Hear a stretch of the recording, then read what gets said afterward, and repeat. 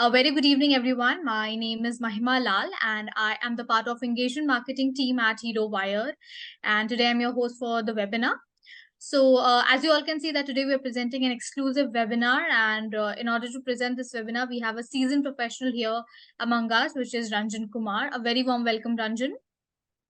Thank you, Mahima.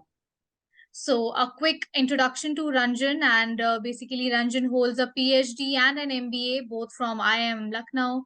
He has also earned a BA in political science, English and economics. His areas of specializations include strategic planning, execution, crisis communication, project management, and business statistics. I would once again wish to welcome you, Ranjan, for this session. With Ranjan, we also have Sonali Narula here with us. Sonali is our subject matter expert for the programs that we have into management at Hero Wired. So before we move forward, a quick introduction to this platform, which is Hero Wired, everyone. So Hero Wired is a premium learn tech company, which is the part of the larger Hero Group, which is currently on a mission to not only reimagine the way people learn, but also help them in building a better and a brighter future.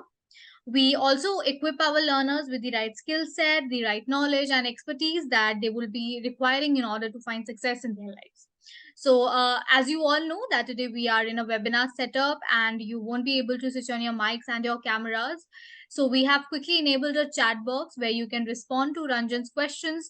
We have a Q&A section where you can ask specific questions regarding the topic that we're covering today or anything that you would want to ask Ranjan about from his expertise areas. So I think, Ranjan, without any further ado, we are all set for the session and you can take over and we can start presenting. Okay, thank you, Mahima.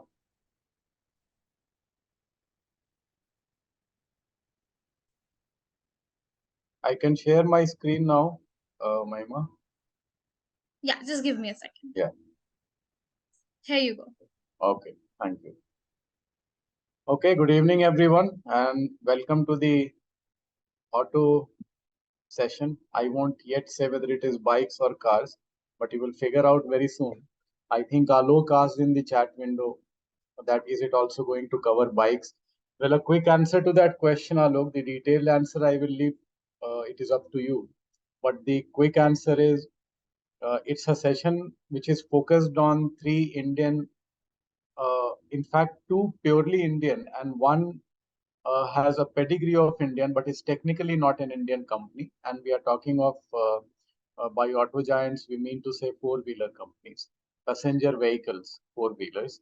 But the learnings that we are going to discuss and which I will present for you to consider, those learnings are equally applicable to Indian bike makers. In fact, in retrospect, we could probably do a variant of this topic sometime in future, which can focus on another three or maybe two Indian auto giants, and that will be two-wheeler giants.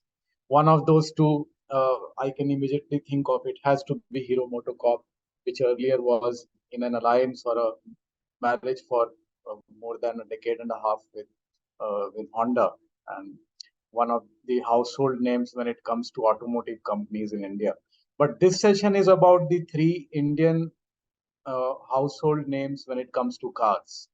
And we'll dive immediately into some numbers here related to these three Indian automakers. And the reason I put the word Indian for you just to keep in mind that one of these three companies, and the word Indian is in single inverted commas there for that purpose, that one of these three companies technically, in terms of its share ownership and stock composition, is not an Indian company, but obviously it actually founded the four-wheeler segment in India. And it's an easy guess which company I'm talking about. Okay. And it is also another name for a revered god in India, okay, Maruti. And some of you may be, of course, aware that Maruti is a synonym for Lord Hanuman. And we are going to start with Maruti because this is the company that literally founded, okay, on the giant shoulders of Lord Hanuman, so to speak. Maruti literally founded the four-wheeler segment in India. Now, the story of Maruti is a well-known one. It goes back to the early 1980s and how this was the brainchild and pet project of uh, late Sanjay Gandhi. But and how in those days of license control regime, uh, let alone a car, for you to uh, get a moped or a scooter, a Bajaj scooter, which you booked several years in advance at times, in the hope that it would arrive in time for the uh, for gifting purpose in a marriage. From those days, we have come a long way. Today, we have on paper at least 25 to 28 automotive brands in India. And by that, I mean corporate brands. If you look at models, car models, there are hundreds of those. If you look at various models and their variants and sub variants, from an era when you had only one car brand, corporate brand, and model, that was Maruti 800. Now, it may look like Maruti has seen its best days and it is no longer the dominant player that it was in the 80s and 90s. But there is a perspective we need to keep in mind. And that's the number I'm starting with, which is it currently has a market share of around 43%. Now, when we compare this to where Maruti started, when it was the only brand, like I mentioned, the only model and the only variant, Maruti 800, and even till early 1990s, till mid 90s actually, it still commanded about 70% plus market share. Uh, Even in the early 2000s, till about 2007, 8, if you go by the data records, Maruti still had about 65% market share. So one way to look at this is to say that Maruti's market share has been declining.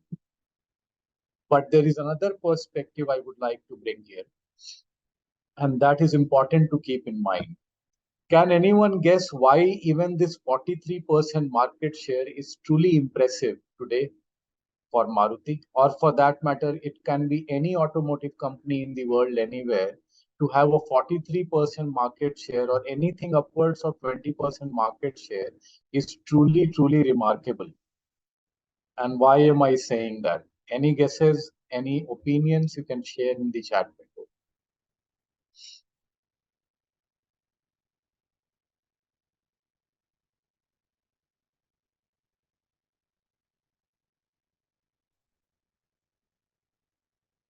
Okay, yes, good. I'm seeing several responses which are on the lines of that despite all of the uh, liberalized regime and therefore free market regime and competition all around, both from Indian automakers and the best global automakers setting up shop in India, be it the Americans, the Koreans, the Japanese, the Europeans, all of the brands that you can think of, global automotive brands, they are all in India today.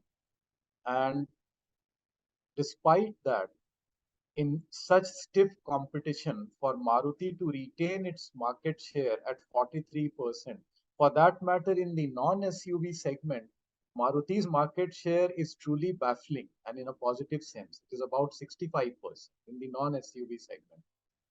There is no other precedent anywhere in the world where uh, as we say, the incumbent in strategic parlance, we say the incumbent has retained in the automotive segment a market share as high as upwards of 50%, almost 40 years since it was founded in a market which is a free market economy and a complete free hand to competition.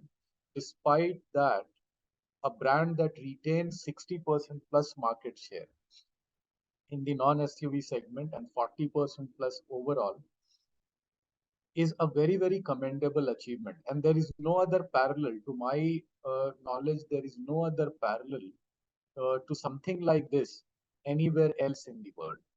And it is also to be kept in mind that Indian automotive market is among the top five now in terms of uh, volumes and also in terms of opportunity ahead, which is CAGR growth opportunity year over year.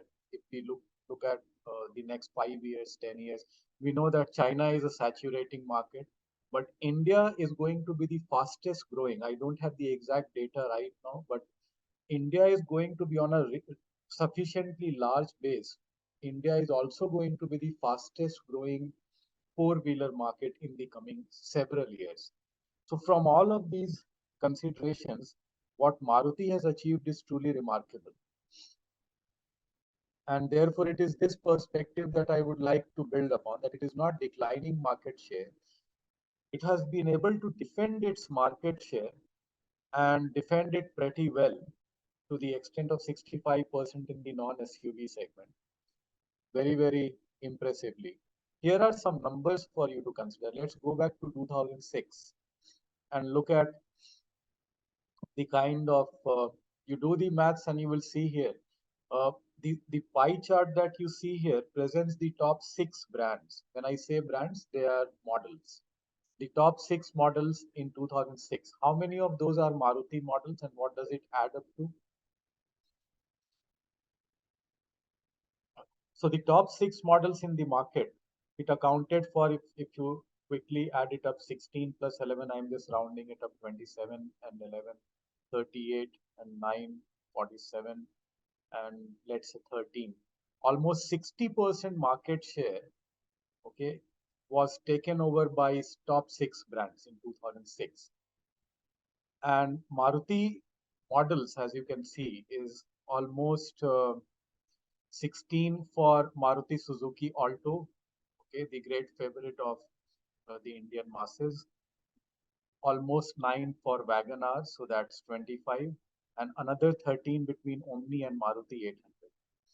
So that's about 38%, 38 to 40% market share Maruti had just based on its 4 models, even as recent as in 2006.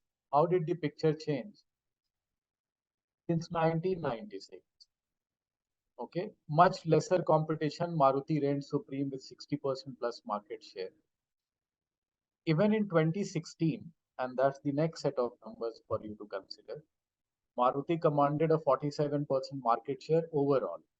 Now, since 2016 till now, in the next 7 years, it has largely defended its 47% market share at an aggregate level, SUV plus non-SUV, currently at 43% market share. And that is why, from different lens, if we continue to look at these numbers, Maruti's performance is very, very commendable. Now, I will pause here for a moment and let you consider the reasons for it, because we are discussing brand immortality. I would let you consider the reasons for it and perhaps share a few reasons. What do you think has led to this kind of, uh, I would call it aggressive defense of its market share over the last 4 decades? What has contributed to it in your view? And that's where some valuable lessons are to be learned about brand immortality.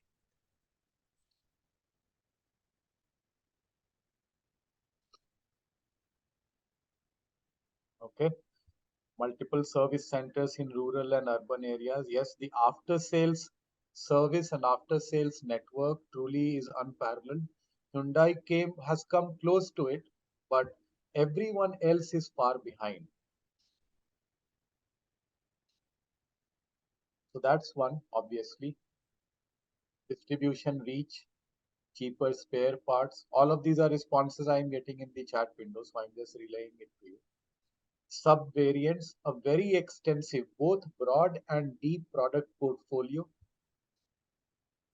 relatively, or I would rather say in the Indian market, the most affordable cars in its respective segments.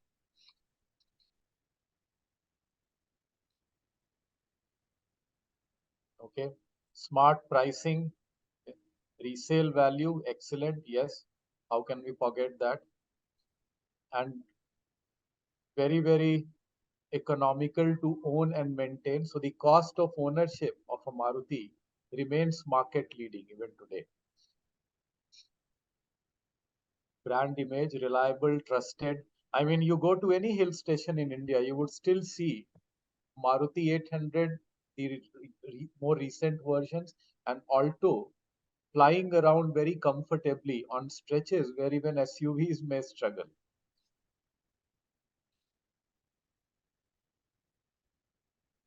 Absolutely low maintenance and ownership. So it's quite easy to think of reasons why Maruti has maintained or retained its leading market position, if not the exact market share. And for that, we discussed why even maintaining the leading market share with these kind of numbers is truly unparalleled anywhere in the world and with commendable there. Let's go on to the next brand, which will be Tata Motors. Now, Tata Motors has had a bit of a roller coaster. For Maruti, it has been a rather consistent journey. But in a scenario where competition became more and more stiff, Maruti has also had its ups and downs, highs and lows. But then it stabilized and has been consistent. However, in SUVs, it's a different story altogether, and on which I will discuss a bit more as we go along in this session. There is something very interesting happening in the SUV segment, which is being engineered by Maruti, and it is worth discussing when we go to brand immortality best practices. Let's look at Tata Motors. When I talk about a roller coaster ride, here are the numbers for you. Tata Motors, if you go back to early 2010s, okay, and that was the best market share Tata Motors ever had, close to 14% in 2010, as you can see. Since then, it went on a decline and touched a low of 4.6% market share in 2016. And since then, it's been a bit of a roller coaster. But in the recent last 2 to 3 years, it has staged a remarkable turnaround. And there are several articles on it from strategy perspective, marketing perspective, consumer connect perspective. Uh, Once again, let me ask you the question. What do you attribute this turnaround that Tata Motors has been scripting? It is yet not over. This turnaround is work in progress as we speak, and therefore it is still being scripted. And it's a very concerted effort on the company's part in several directions. It is to do with product design, it is to do with marketing, it is to do with a complete overhaul of the platforms that they have, the various platforms on which they are creating these vehicles. It is also to do with an entirely new line of vehicles focusing on EVs, electric vehicles. I've given you some hints, but what are your thoughts about what is driving at the core, what is driving this kind of a remarkable turnaround for Tata Motors?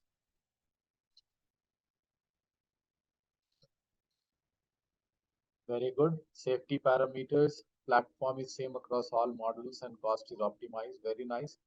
So Chandra, Aman, you seem to be quite well informed on automotive segment. Okay. What else? Your reasons you can share in the chat window.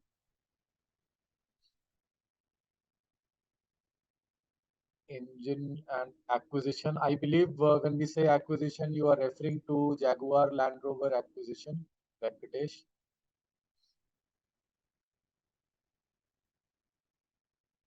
And we will talk about it, how that acquisition contributed to the complete transformation in the design language of Tata Motors, particularly with vehicles like Harrier and Safari. Okay, it's like you are seeing a completely different vehicle, and if you took the previous Safari or and Harrier did not exist, but if you look at the pre 2017, 2018 Tata Motors, or even 2020, as recent as that, design language and kind of vehicles they had and what they have done in the last 3 years, it's like you have two very different companies, but the core, the DNA remains the same. Okay, exploring the mid-size SUV segment, that's right, Sujit, in safety standards, absolutely. Here is something for you to chew over on the turnaround that we are talking about. Let's quantify it. Tata Motors reached its highest ever market share in 2023. What the numbers that you have now that I'm showing, 14% market share. So they are back to where they were in 2020 2010, in their heydays, where they are back to that level and they are still climbing up. And you may ask me at whose cost, because yes, the overall pie is growing, but this kind of a market share gain and a rapid, consistent recovery means that somebody must be losing somewhere. And yes, that is also happening.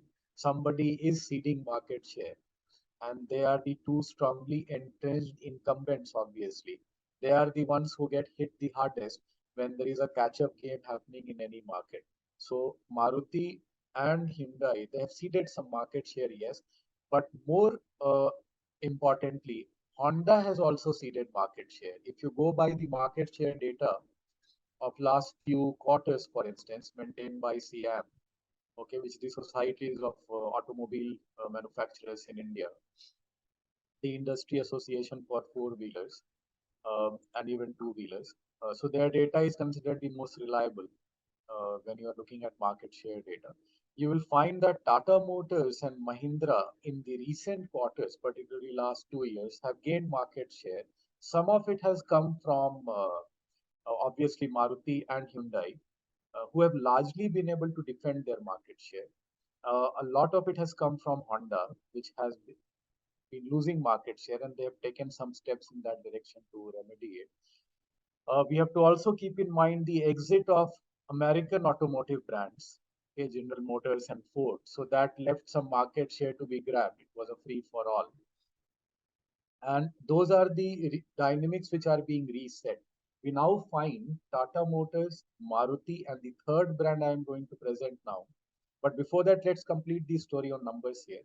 So 14% market share that Tata Motors has is in internal combustion engine, the regular petrol diesel vehicles. Uh, they launched their CNG vehicles as recently as in January 2022, and it has been a remarkable success, as you can see. In less than 2 years since the launch of their entire CNG portfolio, they have achieved 12% market share. And the, in terms of market share, the most remarkable story is actually in the electric vehicle segment, but the base is very small. Just very recently, I believe a few weeks back, Tata Motors, through a press release, announced to the world that they have reached 1 lakh electric vehicles in sales, which is a huge milestone in the Indian context because EV adoption in its very, very early days or nascent stage right now. So once again, we see a company that is after losing, and it was just not small losses, it was a huge dent in their market share, which continued for several years. Okay, that's the dip you see, starting from 2012 and continuing till about 2019, or rather till about 2016, and then a bit of a recovery till 2019.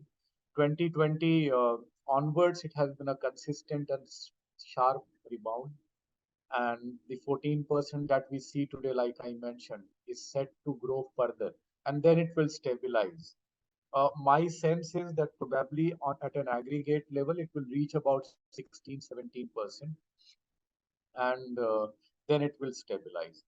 In fact, Tata Motors is now almost uh, uh, nipping on the heels of Hyundai. Okay, it is reaching that stage, and where it could be a dogfight between these two companies in the coming years, in the market share race. Now let's go to the third brand. Okay, Indian four-wheeler brand, which all of us know, again a household name, Mahindra. Okay, this too has been a bit of a roller coaster, but we know that Mahindra has always been a market leader in the SUV segment. And Mahindra name in the four-wheeler passenger vehicle segment has been synonymous with SUVs, rugged vehicles, okay, which can go anywhere, low maintenance cost. But the real challenge for Mahindra was exactly the opposite of the challenge for Maruti. Now, for Maruti, the non-SUV segment is where they commanded, and they still command the largest market share by a huge margin. For Mahindra, it was the other way around. Maruti had their weakness, traditional weakness in the SUV segment, and Mahindra had their traditional weakness in the non-SUV segment. sedans and the hatchbacks. And probably they still have a relative weakness in the non-SUV segment. Right? So here are some numbers for you to look at from 2014 till 2021. Look at the market share decline that happened for Mahindra. About 10% market share they had at an aggregate level. Okay, utility vehicles, which is SUVs, MUVs, UVs, all of that, and non-SUVs, which came down to the low of 2020. It was around 6.7%. In fact, 2021, 5.7. These are calendar year numbers. And that's where, when you look at something that happened in 2020 August, right? I believe it was 15th August or just around that time that Mahindra's made a big splash. Any guesses what I am referring to? This was the peak of first COVID pandemic and lockdown. And Mahindra's made a big splash. And since then, their fortunes have been really moving up when it comes to passenger vehicle segment. Back to back splashes they have made. But it all started in August 2020 with their biggest splash ever.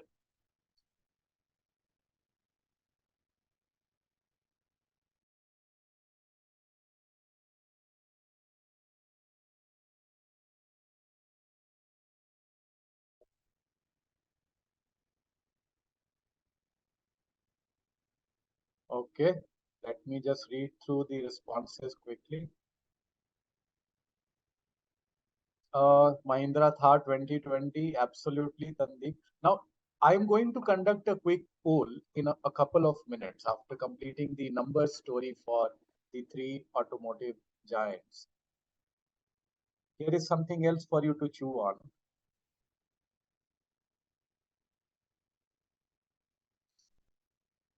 Now, what we are looking at is the SUV market share for Mahindra. Okay, during 2014 to 2021, you can see the sharp decline here, right? It was disastrous. From having about 42% market share in 2014, it came down to 14% by the beginning of 21. So by any yardstick, it was quite disastrous.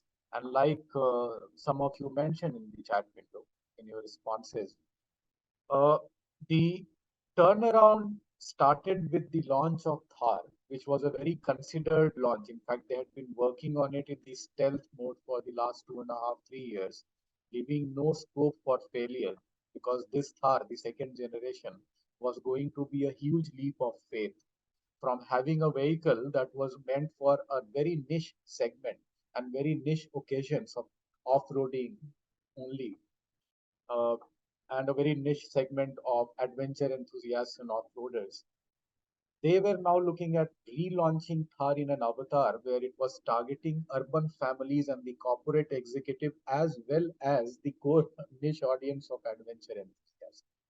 Now, this is like marrying North and South, bringing it together, or East and West, and the twain shall never meet. That had to be defined. Okay, this truism had to be defined, and therefore Mahindra had been working on this in the stealth mode since 2017. Okay, there are several things they were doing at their research facility. They have an R&D facility in Chennai, where all of the new designs and models years in advance is like their internal secretive unit. And then they have their own racetrack in Pune, where all the prototypes that are being designed are tested. They invite auto enthusiasts and experts from India across the globe to come and have a ride, give feedback. Lot of work went into Thar. In fact, it's one of the case studies I take up in design thinking. How Mahindra's employed design thinking in conceptualizing, designing, producing, and launching Thar, and how it was like a 5-year project. But the world got to see with the launch in August 2020. Is the same kind of approach that Mahindra has taken, be it with XUV 700, XUV 500, the latest version, Scorpio new generation version. Each of these, it just can't be coincidence that each of these vehicles back to back has been a resounding success. Now that can't be luck, that can't be coincidence. Something like this, which becomes a pattern, has to be pre-planned. Lot of thought and effort has gone into it, which is what a bit of it we are going to discuss and understand about brand immortality in the coming few minutes. Now let's look at the recent numbers we have. Last 3 months, back to back, actually have been the best ever SUV sales for Mahindra. And if you consider the current market share, it is on a rebound. Of course, still much lower than the heydays of what 40% plus, but it is up to a remarkable 19%, and which again we have to interpret in the context of stiff and commendable competition with the best global brands and Indian brands fighting it out, slugging it out in the SUV space. We all know that SUV space in India is the most competitive space, both from Indian and global brands. And therefore, for Mahindra to gain significant market share in such a competitive space, uh, in a very short span, last 1.5, 2 years, they've gained almost 5% market share. And again, uh, the trajectory is going upwards. And their overall passenger vehicle market share has recovered to 9% from a low of 5.7% they touched more than 2 years back.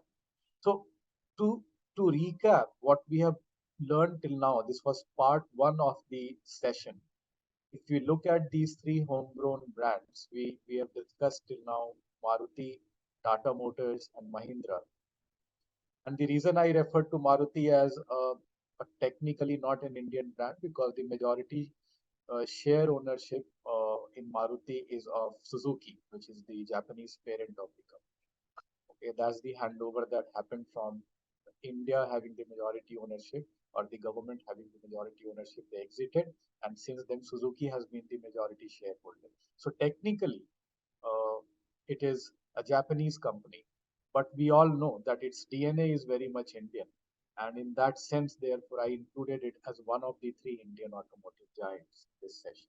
So if you look at Maruti, Mahindra, and Tata Motors, the question that comes up is this. And before I proceed to answering this question, and the blue color I have used here for this question has a significance, rather a very important significance. The answer to this question is actually hidden in blue color. Now, while you are wondering about how, let me request Mahima to launch the poll, a quick poll I have for you. Mahima, can we have the first poll, please? Sure, sure.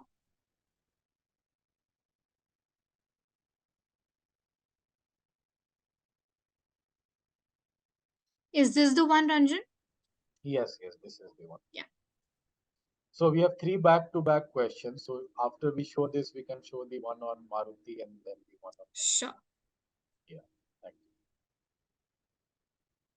you. Guys, I'll be running this poll for another 10 seconds, requesting you all to please go ahead and take the poll so that we can jump to the next one.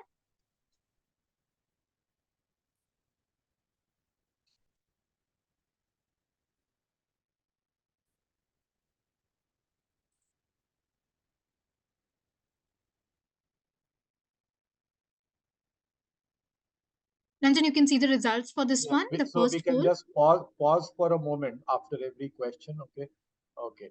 So out of 26 people who have responded on the poll, 65% are saying they have never owned a Tata vehicle, and 35% have either owned in the past or are currently owning it. So that's in fact, it is much higher than the current market share of Tata vehicles, right?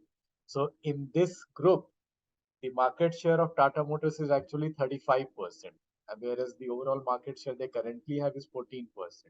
So in that sense, this group is actually very heavily biased in being pro Tata Motors. Very good. Okay, let's go to the next one, Mahima.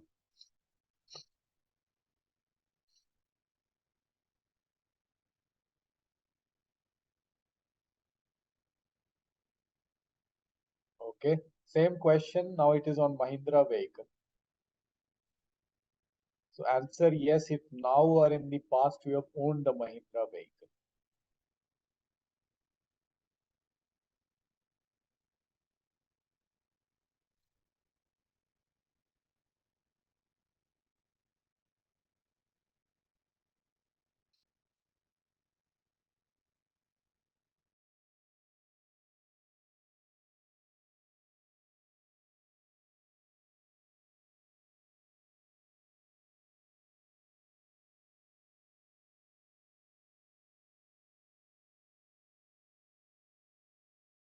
We have the results here.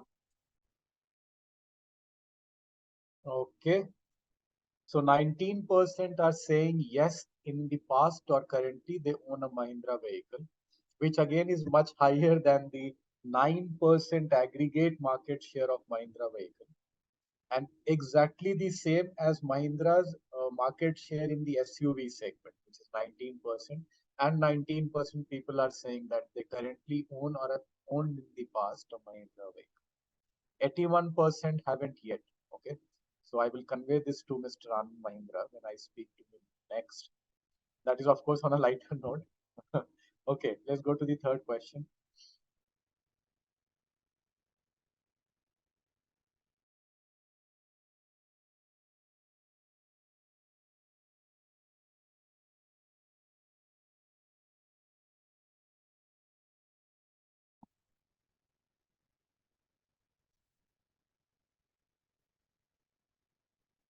This must be a very high number I am expecting because it is Maruti, the same question.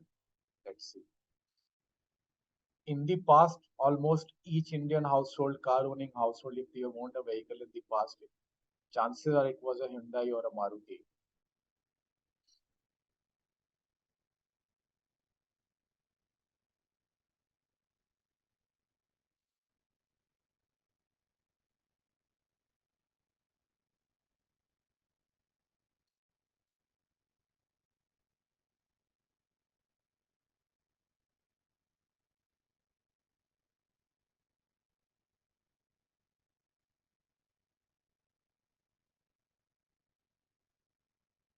Okay, like I expected, it is close to 60% of you are saying that you have in the past or you currently own a Maruti, which was expected. So the numbers are 35% for uh, Tata Motors, 9% for Mahindra, and almost 60% for Maruti.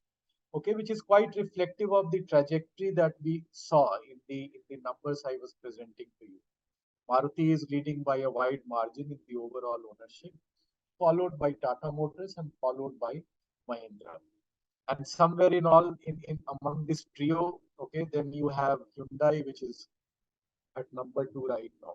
But I deliberately did not ask the question about the Korean automaker because this session is about Indian automakers. So let's proceed further from here. We have now understood through these numbers, we have understood the kind of transformation that these brands have engineered. And when I say these brands, I am referring to these three brands as passenger vehicle brands. I am not referring to any specific model per se in their overall stable or portfolio. So the question is, how have these automotive majors survived and thrived? There are several reasons and answers that I got in the chat window when we were discussing this, but they were more at the nuts and bolts level. We are now, I have identified three themes. Okay. So we are going to take a thematic view of how and why these automotive measures, despite the roller coaster ups and downs, competitive threats, regulatory changes, significant consumer landscape disruptions, despite all of these things, they not only survive but are thriving now and on an upward trajectory. So I've identified three themes. And absolutely, Manik. And now I go back to the blue font. Why is this in blue font? That's where the three themes are, the answers are. And that's the second and the last part of our session. Those three themes are, I'm going to unveil in some time, but let me address the puzzle behind or the mystery behind the blue font. Is this a familiar phenomena for you? There is a recent Netflix web series on exactly what I am showing you. Any of you well acquainted with this or familiar with this? The blue zones, what it pertains to, what it refers to. I've been watching this Netflix series on the blue zones with a lot of curiosity and interest.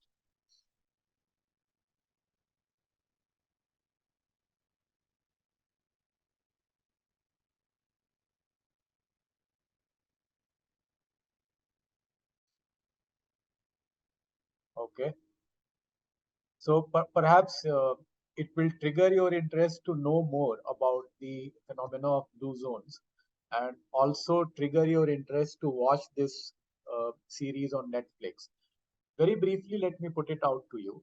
About 15 years back, Dan Buettner, okay, who worked with National Geographic at that point in time and was also a columnist and reporter with New York Times, okay, one of his side projects out of hobby and curiosity was to gather data on longevity. Okay, why is it that certain human beings and societies and places, why do they have longer average lifespan?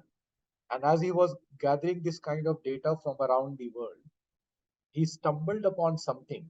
On the world map, he started plotting certain places with blue dots. These were places where based on data, he could see a pattern.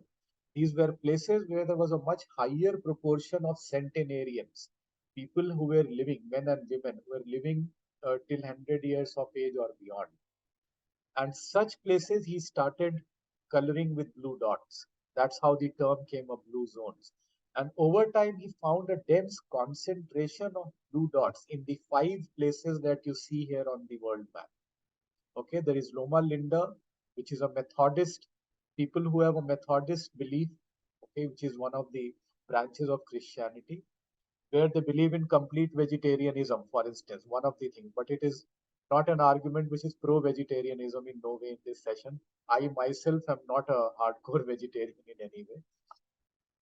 And it's just one of the things or characteristics of what Dan Buettner has found.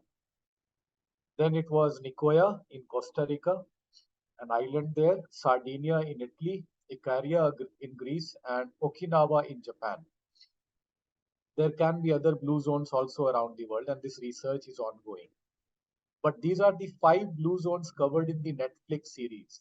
And essentially, these are places where you have the densest concentration of centenarians, which means as a percentage of the overall population, the population of centenarians, men and women living till 100 and beyond, is the highest in these zones.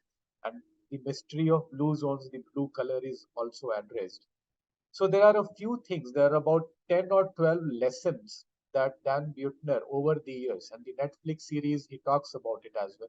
He actually takes you to these scenic places, and each of these places he goes deep, looks at local communities, okay, things like their lifestyle and diet and physical activity, communities, and all of several things he studies, and identifies about 10 to 12 themes which are like best practices if somebody wants to live a long and productive life. From among those 10 to 12 themes, if I had more time and if we had like 3 4 sessions, I would have taken you through all those themes and drawn a connection with our topic here, which is brand longevity or brand immortality. Uh, but there are 3 I identified which I found very interesting, and I would like to share that with 3 themes from the phenomena of blue zones, which is how do human beings gain a long life and productive life, if not immortality, which we can adapt as 3 themes to brands that are able to reinvent themselves and survive and thrive, which is what these 3 Indian automaker giants have been able to do, and they are able to script. The first theme, there is a popular Japanese word called ikigai. There is also a renowned book by this title now. And in Nicoya, Costa Rica, they call it plan the vida.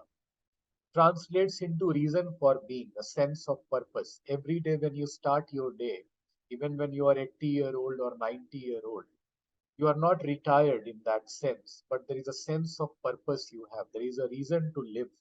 Okay? There is a purpose to live for. Okay? So brands that have a sense of purpose, okay, there is a bigger purpose beyond just achieving sales numbers. Brands that have a sense of purpose achieve, if not immortality, certainly achieve longevity. The second lesson is hara hachibu, another Japanese phrase. Essentially, what the Japanese do, this comes from Okinawa, one of the blue zones, where Okinawans practice this philosophy that you should stop eating when you are 80% full. Now that's about eating, but the bigger lesson here is practicing moderation. A lot of brands and companies become very greedy and they start valuing profit or extracting more and more and sort of stuffing themselves with profit instead of bothering about creating value for stakeholders. So that's how I have interpreted Hara Hachi Bu, okay, which is practicing moderation as a brand, as an organization, and not being blinded by the pursuit of profit, okay, but by but balancing value creation with profit, practicing moderation. Hara Hachi Bu. The third key theme, which is relevant for brand immortality from the blue zones, is living naturally, which means, in fact, something interesting Dan Buettner found. None of these communities has what we know of as modern gymnasiums, gyms, right? They are not pursuing very intensive sports. They may have played it in their younger days, perhaps, but it's not as if they are hitting the gym, running long runs and marathons. None of that. In their daily life, they have embedded physical activity in a very natural manner. For instance, 80-year-olds, 90-year-olds, 100-year-olds in Okinawa practice a lot of gardening. There is a lot of walking around 8 miles, 10 miles in their day to day activity.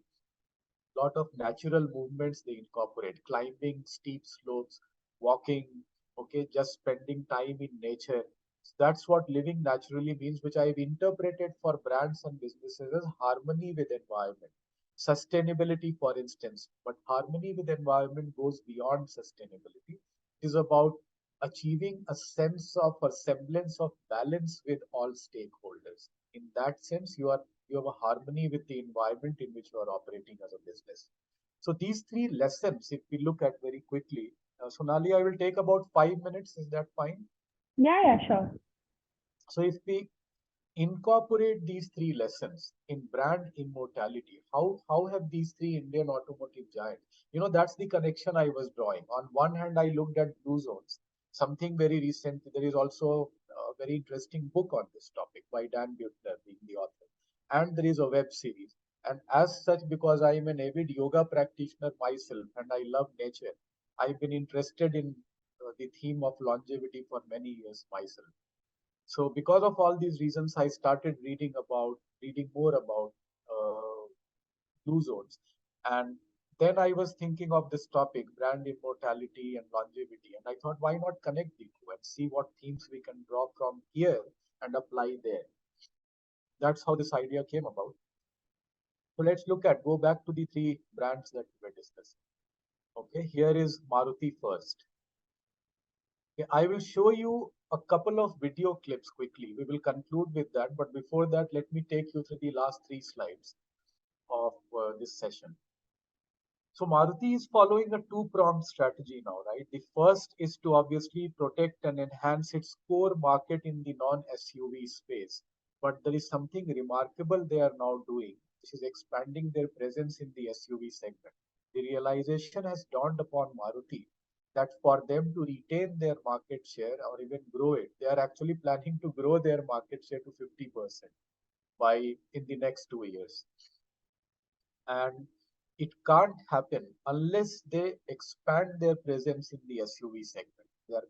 So it's just not that they are defending their market share; they plan to actually grow it in future, in near future, and largely on the base of their entry or rather expansion in the SUV segment.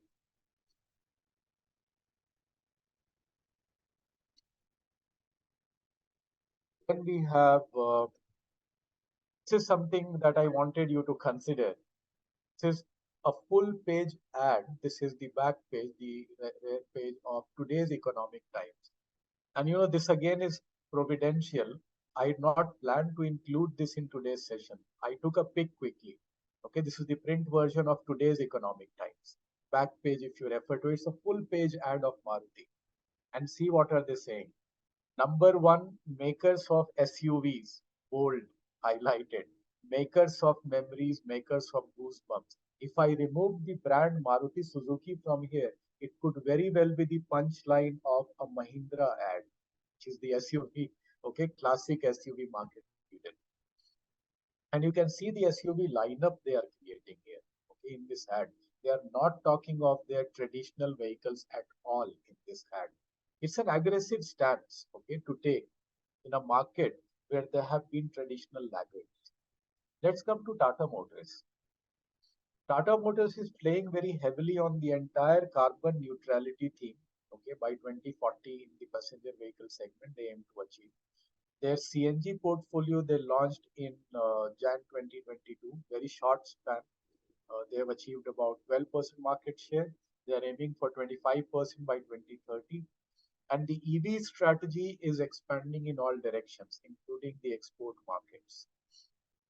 Different price points, future concepts they have unveiled at Auto Expo 2023. And overall, they are building by collaborating with several industry players in the ecosystem. They are building the charging infrastructure in India. Let's look at Mahindra. So Mahindra totally revamped and rebooted its overall corporate brand. Okay, they came up with this new slogan of Rise. But beyond that, if you notice, they have also totally revamped and launched a new brand logo. What is driving this brand logo is just not a redesign, is a completely new shift in their strategy. While they have brought back their focus on SUVs, when I say brought back, for a while Mahindra was getting distracted by the non-SUV opportunity. And it had become a confusing thing for Mahindra loyalists because they identified with Mahindra SUVs. So thankfully, they have brought back their core DNA and core focus to SUVs. But these are just not rugged SUVs. They are looking at market leading, family friendly, urban, as well as rugged SUVs. In addition to this, they have added an entirely new portfolio which they are calling as Born Electric. It's not that they have taken their ICE platform and expanding it to EVs. They have created an entirely new EV division and a completely different portfolio and platform that they are calling as Born Electric. And that's the journey which has been summarized here. Now, if you go back to the three themes of two zones that I presented earlier and correlate this with what Tata, Mahindra, and Maruti are engineering, you will find that the three themes resonate amply. Okay, they have a sense of purpose they have found, which is just beyond selling more vehicles. They are valuing value creation far more over profit and market share because these two things will happen if you are creating value for consumers and stakeholders, and they are harmonizing with the environment, overall stakeholder environment, and also in the sense of sustainability. On that note, I am closing the PPT part of our session and taking you to two back-to-back video clips, okay, which will further reinforce these three themes about brand immortality.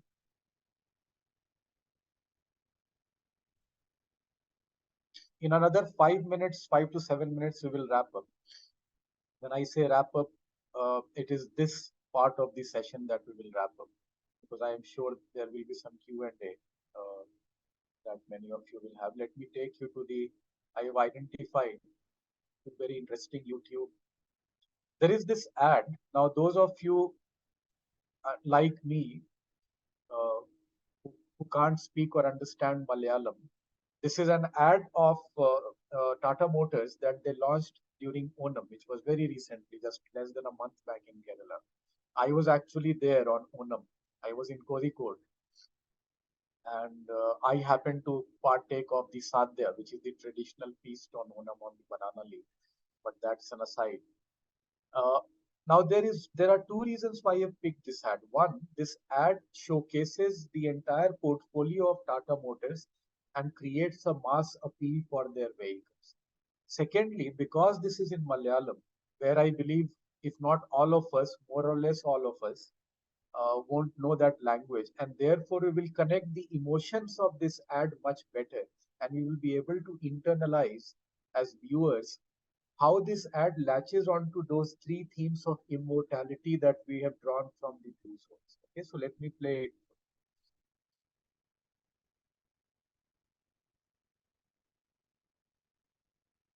Sonali or Mahima, if you can confirm to me once I play that you can hear the audio. I have check these Sure, sure. boxes of optimize for video clip and share sound.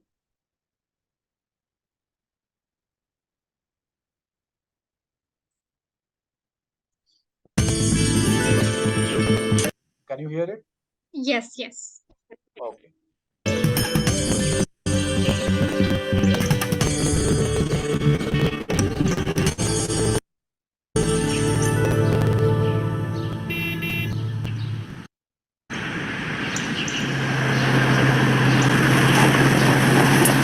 ചേച്ചി കേറിക്കോ, നമ്മുടെ സ്വന്തം വണ്ടിയാ.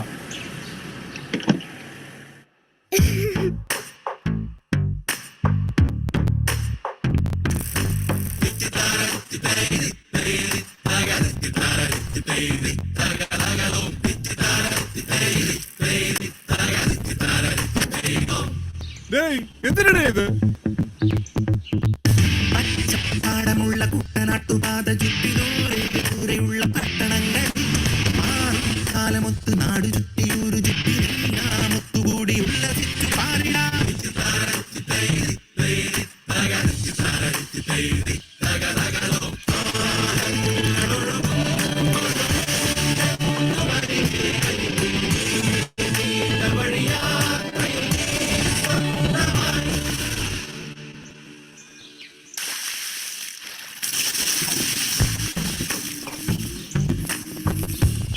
ഉഷാറായിട്ടാ, നമ്മുടെ സ്വന്തം ആനയല്ലേ.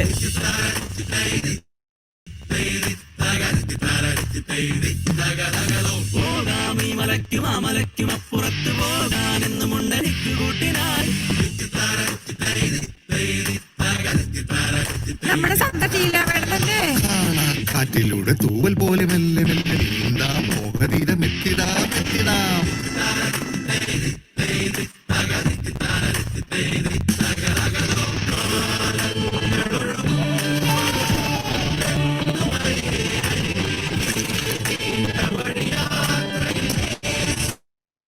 നമ്മുടെ പാസ്പോർട്ടെല്ലാം എടുത്തിനാ?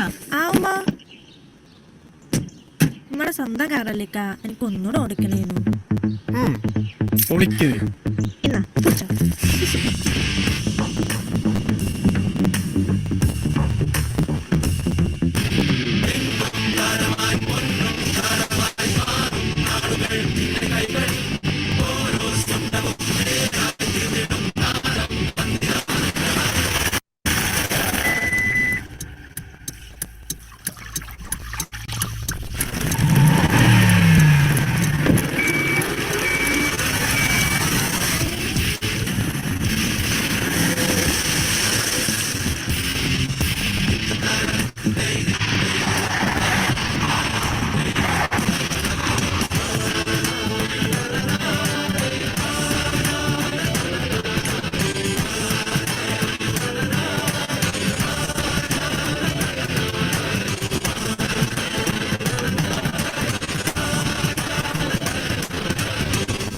Tata Motors, കേരളത്തിന്റെ സ്വന്തം car.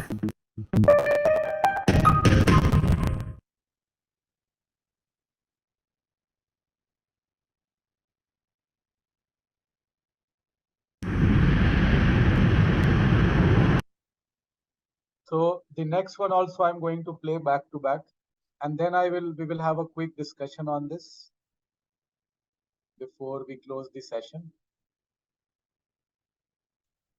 The next one I have is on the boldest bet of Maruti to date in India, which is the Invicto SUV or UV that they have launched. The intention is to launch it head-to-head competition with the mass favorite for a long many years, which is Innova, particularly Innova High Cross. Let me play this one for you. This is the most expensive vehicle ever yet for Maruti, going upwards of 25 lakh for the topmost model. And it resonates with what you saw there in the ad, where they are taking a very aggressive stance on growing their market share in the entire SUV, MUV, UV segment.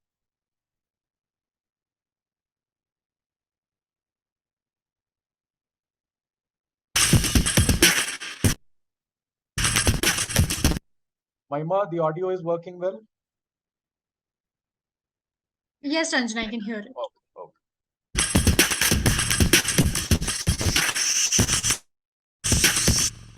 Say hello everyone to the Maruti Suzuki Invicto, the Toyota Innova High Cross's brother from.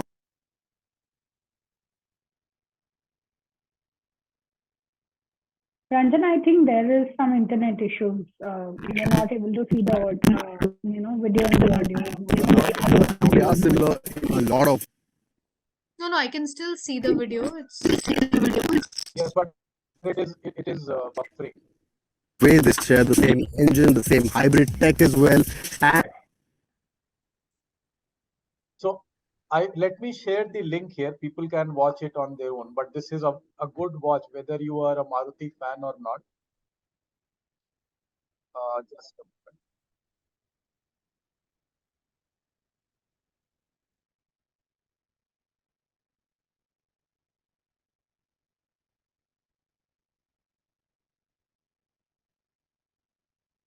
Let's watch a few minutes if the network back. before we get going, a quick look at how you would know this is a Maruti compared to a Toyota. Well, the big one up front is the rework grille that gets a mesh pattern and two thick horizontal chrome slats that extend into the headlights. The headlights themselves have been and two thick horizontal chrome slats that extend into the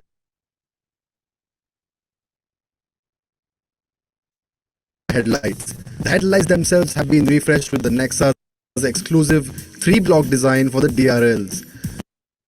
Low down, the bumpers are squared off and it gets 4 skid plates too.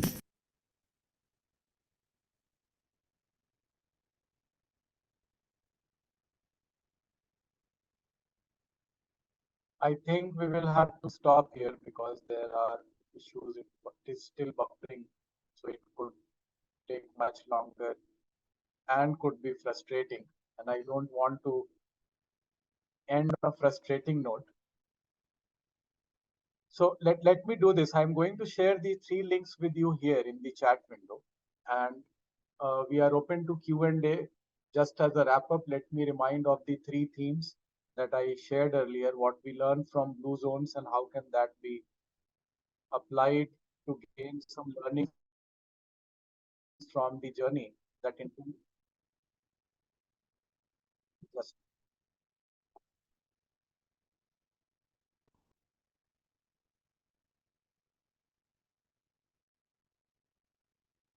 Guys, do we have any questions for Ranjan? We have a Q&A section open.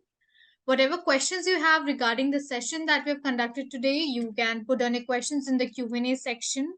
And we have an expert within us, so you can ask him and he will be helping you out with all your queries. There is one query from Kishan. Mahindra has also acquired international companies in automotive industry too. That's right. Sangyong was their acquisition in Korea, but unfortunately it did not work out. Does this also help them to improve domestic product? Now, this has been I would say, an unflattering part of Mahindra's strategy. Their acquisitions have not really worked out. But yes, there is an Austrian company they collaborated with for uh, uh, automotive automatic transmission units. And that pairing, it seems, if you go by the smooth automatic transmission of Thar, those of you who have driven a Thar, the automatic version, or the latest generation XUVs and Scorpio automatic versions, is a far cry from the automatic transmissions. And I have owned Scorpio long back. I have a Thar in the family. I am a vehicle enthusiast. Of the 4 5 cars we have currently in my immediate family, one of those is Thar, and it is a it is like a completely different company altogether. If you compare, earlier Thar was not there in automatic at all. But if I compare Scorpio automatic that Mahindra had way back in 2012 2013 when I owned a Scorpio, and the Thar automatic, which is 150 bhp petrol version I am talking about, it's so buttery smooth as if you close your eyes and you might be driving a Honda CVT. And this kind of a change can't happen only in-house. So they had to go out and acquire technology of companies which are experts in this area. So they initially collaborated and then took majority stake in an Austrian company. that specializes, is a global leader in automatic transmissions, an auto ancillary company. Not a big bang kind of acquisition or partnership. So there are several of these R&D oriented acquisitions and partnerships Mahindra has done in the last few years, and it is reflected in the product design and product capabilities that they are able to imbue in their vehicles. But the wholesale acquisition of SsangYong Motors in Korea did not really work out. Yes, any other internal transformation, Ramesh? Okay, yes. Other lessons for longevity, if you can give a very short glimpse in few minutes. Amrit, the other lessons I would highly recommend watch the Netflix show, and then you can connect with me separately if you want to. See, we are talking about longevity, so it would be unfair of me to try to answer a question on longevity in a few minutes, isn't it? So, but yes, I would highly recommend the Netflix show. Uh, it is the best way in the shortest time span you can understand secrets to longevity.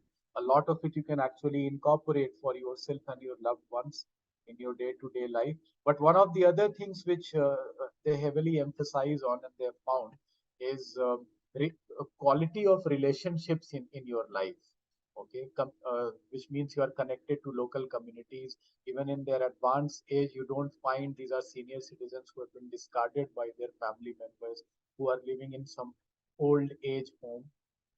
Their family members are very much around. So the feeling of being loved, cared for, and wanted, and having high quality relationships with family, friends, and communities also seems to contribute to longevity, and removes or reduces the risk of cardiovascular diseases, lifestyle diseases, and several of the things which can happen because of stress.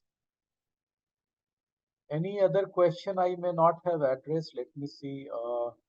Mahindra is also international. Okay, Ramesh asked what these companies did in terms of transformation internally. So, Ramesh, many of the things that we discussed, they were actually internal transformations also. For instance, what Tata has achieved, Tata Motors, in terms of product design and what they learned from their acquisition of Jaguar Land Rover, and how they transformed their internal platform.